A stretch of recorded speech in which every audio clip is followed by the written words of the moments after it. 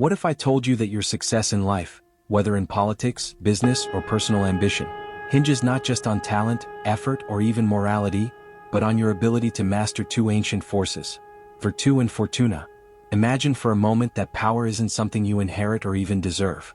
It's something you wrestle into submission, sometimes with force, sometimes with cunning, and often by defying the very rules others blindly follow. This was the core belief of Niccolò Machiavelli, the Renaissance thinker whose name has become shorthand for political cunning and moral compromise. But beneath the stereotype lies a far more nuanced, and eerily modern, understanding of how power works. At the center of Machiavelli's political philosophy are two elusive but crucial ideas, Virtu and Fortuna. One is what you control. The other is what controls you. And learning how to manage both, he believed, is the key to surviving and thriving in a chaotic world. Welcome to the unfolding journey, where ideas are not just studied, they're explored. Here we don't just look at historical thinkers and dusty books. We uncover the hidden systems behind power, ethics, ambition, and human behavior. If you're someone who seeks to understand the world not through slogans but through deep reflection and real analysis, then this channel is your intellectual home. Now let's embark on a journey into Machiavelli's mind and unpack the twin pillars of his theory, Virtu and Fortuna. To understand Virtu and Fortuna, we need to understand Machiavelli's world. Born in 1469 in Florence, Italy, Machiavelli was a diplomat, civil servant, and political theorist during one of the most turbulent periods in European history. Italy was not a unified country but a patchwork of city-states: Florence, Milan, Venice, the Papal States, all jockeying for dominance. Foreign powers like France and Spain constantly intervened, and shifting alliances made the political landscape resemble a chessboard in the middle of a lightning storm. In this unstable environment, Machiavelli observed the rise and fall of leaders, not because of their virtue or righteousness, but because of their skill, timing, and ability to adapt to circumstances. Out of these observations he wrote The Prince, a short, sharp manual on acquiring and holding on to power. And at the center of it all were two key forces, Virtu and Fortuna. Let's begin with Virtu, pronounced Virtu.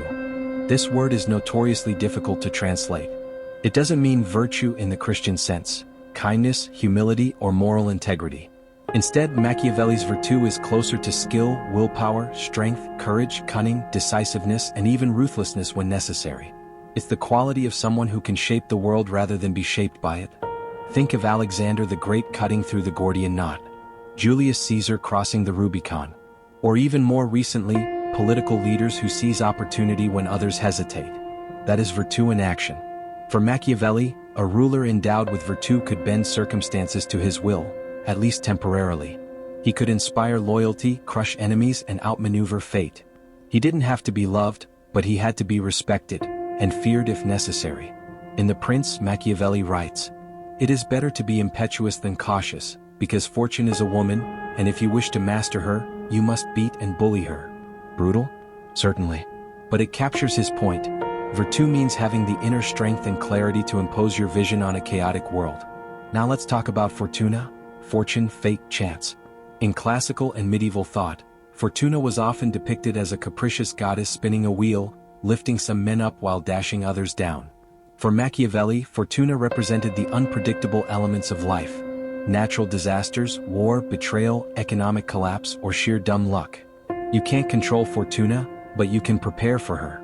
Or in Machiavelli's view, even fight her. He famously compared Fortuna to a flooding river. When the river is in flood, men fly before it. When it has subsided, they prepare dikes and banks so that another time the waters may not rise so high. In other words, fortune is wild and dangerous, but with foresight and strength, Virtu, you can contain or redirect it. The real brilliance of Machiavelli's thinking lies in how Virtu and Fortuna interact. He didn't say that success comes purely from personal greatness, nor did he say that we are helpless victims of fate. He argued that successful leaders, true princes, are those who master the delicate dance between these two forces. A person with strong Virtu can recognize when Fortuna offers an opening, and act quickly to seize it. Conversely, someone lacking Virtu might squander an opportunity or be destroyed by an unexpected turn of events. For Machiavelli, history's greatest leaders were not lucky, they were prepared. They studied power. They moved decisively. They understood human nature and used it to their advantage. And when Fortuna knocked, they answered with Virtu. Let's bring this into sharper focus with a few historical examples that reflect the Virtù Fortuna dynamic. Cesare Borgia, a favorite example in The Prince, was ruthless, strategic, and daring.